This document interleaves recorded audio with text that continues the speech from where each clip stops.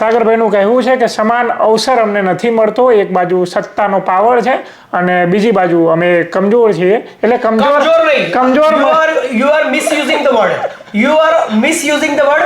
Don't misuse the word in front of me at least. એટલે અમારાથી કરતા ઘણા બધા મજબૂત છે, બિલકુલ નહીં, પાવર થી એમ, સત્તાનો પાવર. તમે જ્યારે સત્તાનો દુરુપયોગ કરીને સત્તામાં છો અને અમે નીતિ નિયમો સાથે સત્તામાં છીએ ત્યારે અમારી કમ્પેરિઝન જ ના થાય. અને આ પહેલું અધિવેશન ગુજરાતમાં થઈ રહ્યું છે, તમે જોજો, ખાલી થવા તો દો. એવું તો શું એ અધિવેશનમાં એવું તો શું રામબાણ ઇલાજ નીકળવાનો છે, એવો તો કયો અલાદીનનો ચિરાગ નીકળી જવાનો છે. જો એવું ના હોય કે આ કરવાથી શું થશે, હા એ જાણવાનું શું નહીં થાય એ તમે કહી ના શકો, તો ગાંધીજીના સંસ્કૃતિની સાથે તમે લડીને દેખાડો, જીતીને દેખાડો. ટ્રમ્પે પણ કહ્યું કે બેલેટ પેપર થી ચૂંટણી થવી જોઈએ. ટ્રમ્પે પણ કહ્યું કે ઈવીએમ ના મશીનો એ વિશ્વસનીય નથી. 200 વર્ષની ગુલામીમાંથી અંગ્રેજોને જ્યારે અમે હાઈલી એડ્યુકેટેડ લોકોને ભગાડ્યા તો અનપઢ ગવાર જાહેર ફરજી ડિગ્રી વાળાને અમે લોકો નહીં હટાવી ક્યારે બિલકુલ એનો સમય આવશે, ક્યારે એનો સમય આવશે, પુનર્જન્મ ના બિલકુલ નહીં. વિધાનસભાનું જે 2027 નું ઇલેક્શન થવા જઈ રહ્યું છે એના માટેની આ પૂર્વ તૈયારીઓ અત્યારથી 2025માં 2 વર્ષ પહેલાથી શરૂઆત કરી દેવામાં આવી છે. જે રીતે રાહુલ ગાંધીએ કીધું હતું, ચેલેન્જ મારી હતી કે we are coming in Gujarat in 2027, આ એની શરૂઆત છે, એનો પાયો નંખાઈ રહ્યો છે. ધીરે ધીરે બધા પ્રોગ્રામો થશે, કાર્યક્રમો થશે, માહોલ રચાશે અને ઘણું બધું થશે. તો તમે જુઓ છો, આ તો જે 2025 છે, આ તો અધિવેશન થઈ રહ્યું છે, હજી 2027 તો 2 વર્ષ બાકી છે, ઘણું બધું થવાનું. ઘણા લોકો એવું કહે છે કે 2025ની જે સ્થાનિક ચૂંટણીઓ હતી એની અંદર કોંગ્રેસની જે હાર થઈ છે એ ક્યાંય ને ક્યાંય રાહુલ ગાંધીએ જે કીધું હતું કે 2027માં અમે સરકાર બનાવીશું ગુજરાતની અંદર, ક્યાંય ને ક્યાંય રાહુલ ગાંધીને લજવ્યા છે આ ગુજરાત કોંગ્રેસે. બિલકુલ નહીં. મેં જે રીતે તમને પહેલા પણ કહ્યું ને, એક વાર નહીં અનેક વાર કહ્યું ને, એકની એક વાત આપણે કેટલી વખત કરીએ કે જ્યારે સત્તા એક એવી રીતે તમારી ઉપર દમનકારી તરીકે સત્તા કરતી હોય, ગુજરાતની અંદર બધાને ખબર છે કે શું ચાલી રહ્યું છે.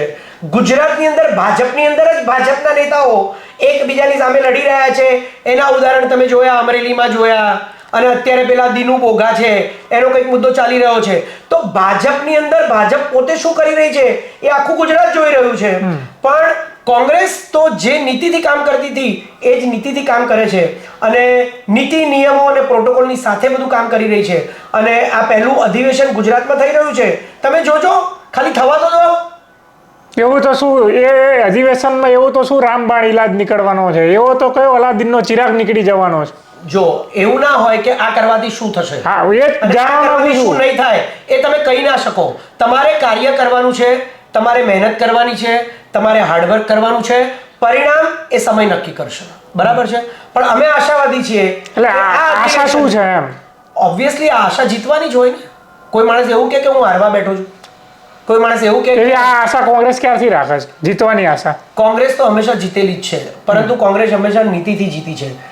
મેં તમને કહ્યું કે 2022 પહેલા જ 77 સીટ હતી. સત્તામાં ક્યારે? જુઓ, સત્તામાં આવવું એ મહત્વનું નથી. સત્તા તો કોઈ પણ રીતે લઈ શકાય, બરાબર છે. સત્તા લેવી અને સત્તા માટે ચૂંટણીઓ જીતી જવી, જે ચૂંટણીઓ ઉપર આરોપ લાગે દરેક પ્રકારના, એવી ચૂંટણીઓ જીતીને સત્તા લઈ લેવી અને ત્રીજી વખત પ્રધાનમંત્રી બની જવું જબરજસ્તીથી અને શપથ લઈ લેવા. જનતાએ બનાવ્યા, વોટ આપી. અચ્છા, તો 240 માં જનતાએ દિલ જીતી, 240 માં વડાપ્રધાન બની જવાય? 272 જોઈએ ને, તો આ નથી ને, પણ વડાપ્રધાન તો નથી બન્યા. એ તો લોકોનો સપોર્ટ લીધો છે, એવા લોકોનો સપોર્ટ લીધો છે એટલે 10 વર્ષ સુધી બોલાયા નથી. આ દેશની અંદર વર્ષો પહેલા 4 વર્ણ વ્યવસ્થા હતી, જેને લોકો હિન્દુ નહોતા માનતા એને હવે હિન્દુ માનવા માંડ્યા. એવી રીતે 10 વર્ષની સેન્ટ્રલની સરકારમાં જે એનડીએ ગઠબંધન હતું, મોદી સરકાર હતી, એ મોદી સરકારમાંથી એનડીએ ગઠબંધન બન્યું અને પછી તમારે ગઠબંધનની સરકાર બનાવવી પડી અને પછી તમે ત્રીજી વખત વડાપ્રધાન બન્યા છો. તમને દેશે વોટ નથી આપ્યા. 240 ભારતીય જનતા પાર્ટીને સીટ મળી છે, 272 નથી મળી. તમે કોઈ પણ રીતે વડાપ્રધાન બની શકો, જીતી શકો, ત્રીજી વખત શપથ લઈ શકો, પણ જનતાના ઈરાદા અને જનતાની ઈચ્છા શું હતી? 240, 272 નહીં. આ મોદી સરકાર નથી, આ એનડીએ ગઠબંધન છે અને એનડીએ ગઠબંધનમાં પણ ભાગલા પડી ગયા છે. બરાબર. સાગરભાઈ, મારો આખરી સવાલ, તમે ભાજપની વાત કરી પણ હું કોંગ્રેસની વાત કરવા માંગુ છું. કોંગ્રેસની અંદર ગુજરાત કોંગ્રેસ ખાસ કરીને શું ખામી લાગે છે તમને કે એને પુરવાર કરવી જોઈએ? ના ના ના ના ના, બિલકુલ મને અત્યારે હાલ કોઈ ખામી નથી લાગી રહી. જે ખામીઓ હતી એને દૂર કરવામાં આવી છે. કઈ ખામી દૂર કરવામાં? 2022ના ઇલેક્શન પછી જે આ લોકો અલગ અલગ રીતે સામ દામ દંડ ભેદ કૂટનીતિથી જે 156 સીટ લઈ આવ્યા, એટલે ગુજરાત કોંગ્રેસમાં કઈ ખામી જ નથી ને તારે? મેં તમને શું કહ્યું કે હમણાં દૂર થઈ જઈ. મેં તમને શું કહ્યું કે 2022ના ઇલેક્શનમાં સામ દામ દંડ ભેદ નીતિ કૂટનીતિ અનીતિથી જે રીતે આ લોકો 156 સીટ લઈ આવ્યા એ અનબિલીવેબલ હતું. ગુજરાતમાં એવો કોઈ માહોલ નહોતો કે આમને 156 સીટ મળે. ગુજરાતની જનતા એ ભારતીય જનતા પાર્ટીના વિરોધમાં હતી, પરંતુ ચૂંટણી જીતવી અને કેવી રીતે જીતવી એની કદાચ મોડસ ઓપરેન્ડી આ લોકો પાસે છે. 2017ની વાત કરું તો પણ 77 સીટ હતી. 2022માં પણ 156 સીટ એ ગુજરાતના માહોલ પ્રમાણે નહોતી. એટલે મને એવું લાગે છે કે કોંગ્રેસમાં એટલી ખામી તો નથી કે તમે કોંગ્રેસને આટલું બદનામ કરી દો. પણ હા, આ લોકોની સામે લડવું એટલે અનીતિની સામે લડવું, અને અનીતિની સામે અનીતિથી કોંગ્રેસ નથી લડતી. તમે 17ની વાત કરી. આમ આદમી પાર્ટીનું તો સંગઠન એ નહોતું, હાલ પણ નથી, છતાં એ આક્રમકતાથી લડી અને જનતાને જે સ્પર્શતા મુદ્દાઓ હતા એને લઈને 4 સીટો લઈને આવી વિધાનસભાની અંદર. એ જ દિલ્હીની સરકાર, એ જ આપણી ગુજરાતની વાત કરું. ગુજરાતમાં લડીને તો દિલ્હીમાં તો તમારો ગઢ હતો ને 10 વર્ષથી, તો ત્યાં કેમ હારી ગયા તમે? કઈ રીતે જીતી ગયા આજ મોદી સાહેબ? તમે કહો છો અમે એટલે નહીં, એટલે જે દુનિયા કહે છે કે જો મોદી ગુજરાતમાં જીતી ગયા 156 લઈ આવ્યા 2022માં, તમારું કઈ નથી 30 વર્ષથી, તો 10 વર્ષથી આપનો તો ગઢ હતો ને દિલ્હીમાં. અને કેવી રીતે હરાયા હતા ભાજપને? પહેલી વખત કંઈક 67 સીટ લઈ આવ્યા હતા, બીજી વખતે કંઈક 62 સીટ લઈ આવ્યા હતા. તો કેમ? તો મોદી જીતી ગયા એટલે મોદી જીતી ગયા ચૂંટણી એટલે તમે એવું કહો છો? મેં તમને કહ્યું કે આ લોકોની પાસે જે આખી સિસ્ટમ છે, જે રીતે આ લોકોનું તંત્ર કામ કરી રહ્યું છે અને જે રીતે વર્લ્ડ પાવર એમની ઉપર આરોપ લગાયા છે, પછી અમારે ક્યાં સાબિત કરવાનું રહેશે કે આમની સામે લડવું એટલે આમની સામે તમારે અનીતિ આચરવી પડે. કોંગ્રેસ અનીતિ આચરી નહીં શકે. એટલે કોંગ્રેસ જીતશે, કદાચ સમય લાગે, પણ કોંગ્રેસ હારશે નહીં. કોંગ્રેસ ક્યારેય હથિયાર હેઠા નહીં મૂકે. 30 વર્ષથી નથી મૂક્યા તો હવે કેવી રીતે મૂકી શકે? દેશને આઝાદી કોંગ્રેસે અપાવી છે. આ લોકોનું આઝાદીમાં કોઈ યોગદાન ખરું? એક આંદોલન તો બતાવો એમના નેતાનું. એમના નેતાઓના નામ તમે મને કહો ને. હેડગેવાર, ગોલવલકર, સાવરકર, ગોડસે, નરેન્દ્ર મોદી, અમિત શાહ, યોગી આદિત્યનાથ, અટલ બિહારી વાજપેયી, જે આતંકવાદીઓને છોડી આવ્યા હતા કંદહારમાં જઈને. આ લોકોના નેતાઓ જુઓ તમે. આ લોકોનો ઇતિહાસ શું છે? આ લોકોએ આઝાદી અપાવી છે? આ લોકોએ આંદોલન કર્યા છે? આ લોકોએ મુસ્લિમ લીગ સાથે મળીને સરકારો બનાવી છે દેશના ભાગલા કરવા માટે.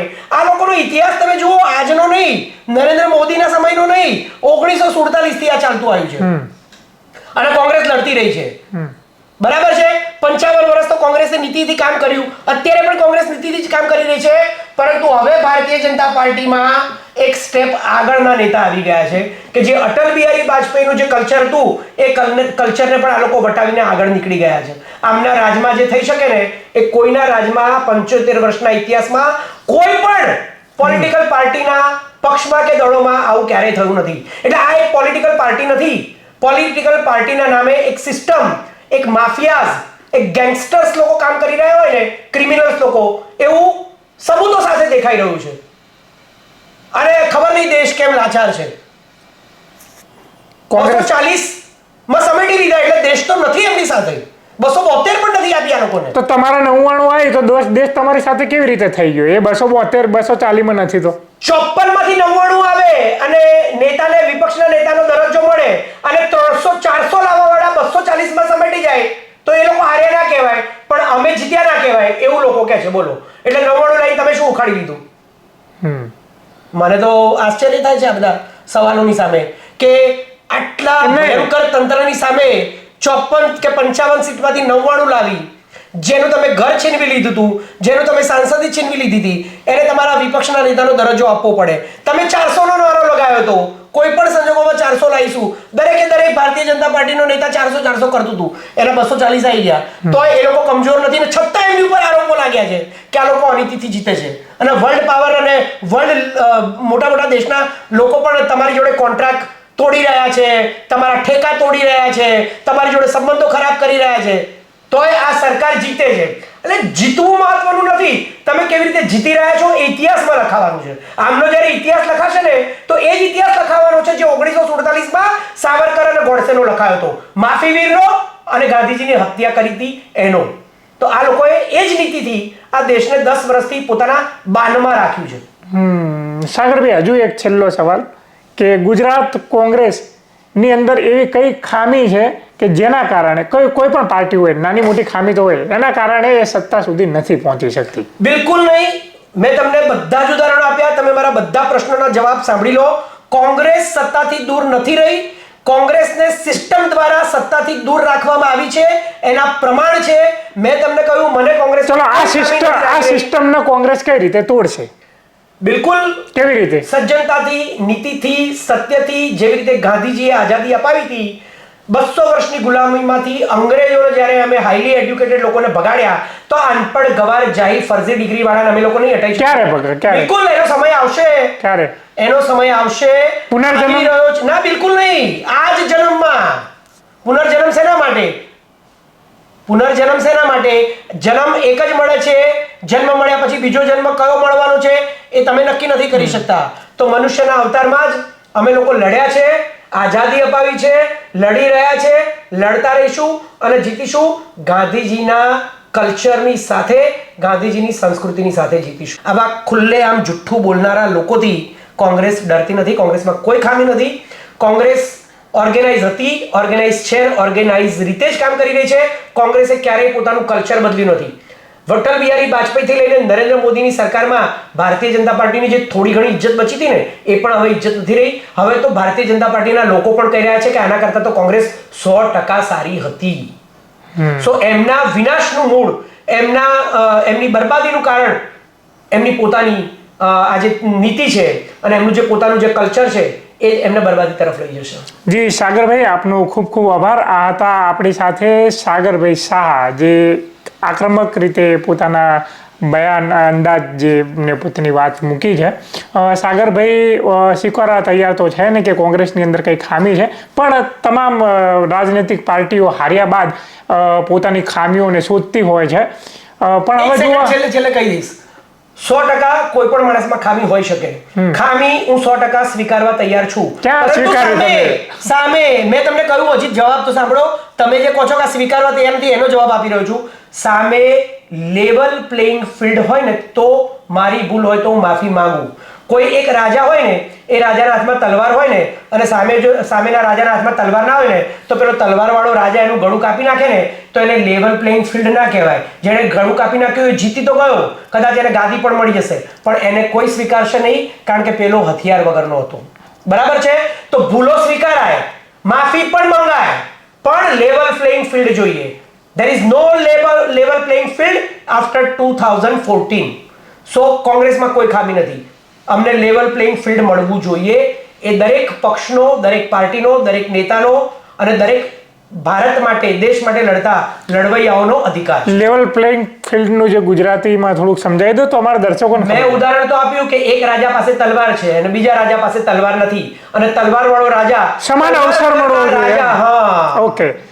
સાગરભાઈનું કહેવું છે કે સમાન અવસર અમને નથી મળતો. એક બાજુ સત્તાનો પાવર છે અને બીજી બાજુ અમે કમજોર છીએ. એટલે કમજોર you are misusing the word. You are misusing the word. Don't misuse the word in front of me at least. એટલે અમારાથી કરતા ઘણા બધા મજબૂત છે. બિલકુલ નહીં. પાવર થી એમ, સત્તાનો પાવર. તમે જ્યારે સત્તાનો દુરુપયોગ કરીને સત્તામાં છો અને અમે નીતિ નિયમો સાથે સત્તામાં છીએ ત્યારે અમારી કમ્પેરિઝન જ ના થાય. આ ભારતીય જનતા પાર્ટીએ કોંગ્રેસની કમ્પેરિઝન કરવી જ ના જોઈએ. તમારામાં દમ હોય ને તો ગાંધીજીના સંસ્કૃતિની સાથે તમે લડીને દેખાડો, જીતીને દેખાડો. ટ્રમ્પે પણ કહ્યું કે બેલેટ પેપર થી ચૂંટણી થવી જોઈએ.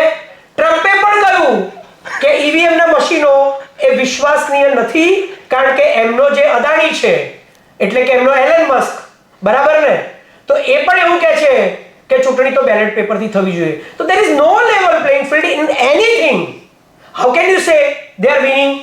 પણ બેલેટ પેપર તો તમારી વખતે ક્યાં હતા? તમે પછી ઈવીએમ તો તમે જ લાવ્યો. અમારી વખતે બેલેટ પેપર જ હતા એમ. નહીં, ઈવીએમ પછી તમે જ લાવ્યો ને એમ. બેલેટ પેપર અમે લાયા ઈવીએમ, પણ અમારી ઉપર કોઈ આરોપ લાગ્યા નથી ઈવીએમ ના. આ સુબ્રમણ્ય- આજ ભારતીય જનતા પાર્ટીએ આરોપ લગાવ્યા હા. તો પછી જેમણે આરોપ લગાડ્યા તેમણે તો ઈવીએમ ને કાઢી નાખવા જોઈએ. અને હવે આ જ લોકો ઈવીએમ થી યુઝ કરે છે. જે લોકોએ ઈવીએમ નો વિરોધ કર્યો અને પછી એ લોકો સત્તામાં આવ્યા તો પછી એ લોકો શું કરવા ઈવીએમ વાપરે છે? એમણે તો બુકો લખી હતી ડેમોક્રેસી એટ ધ રિસ્ક, એમના નેતાઓએ, કે આ ઈવીએમ થી ડેમોક્રેસી રિસ્કમાં છે. તો તમે છેલ્લા 11 વર્ષથી ડેમોક્રેસીને રિસ્કમાં રાખીને જ ઈવીએમ થી ચૂંટણી લડી રહ્યા છો ને, એનો મતલબ તો એ જ થયો ને. તમે જ બુકો લખી હતી ભાઈ, અમે નહોતી લખી. So we are using machines, they are misusing machines. This is the difference. So there is no level playing field. Okay. સાગરભાઈએ વારંવાર કહ્યું છે કે લેવલ પ્લેઇંગ ફિલ્ડ એમને નથી મળતી. સાગરભાઈની જે આક્રમકતા છે, કદાચ આ આક્રમકતા અને આજે એમને લડવાની સ્પિરિટ ગુજરાત કોંગ્રેસના જે સશસ્ત્ર નેતૃત્વ છે એમની પાસે આવે તો કોંગ્રેસનું કંઈક ભલું થાય. બાકી જોતા રહો ક્રાંતિ માર્ગ ઇન્કલાબ જિંદાબાદ.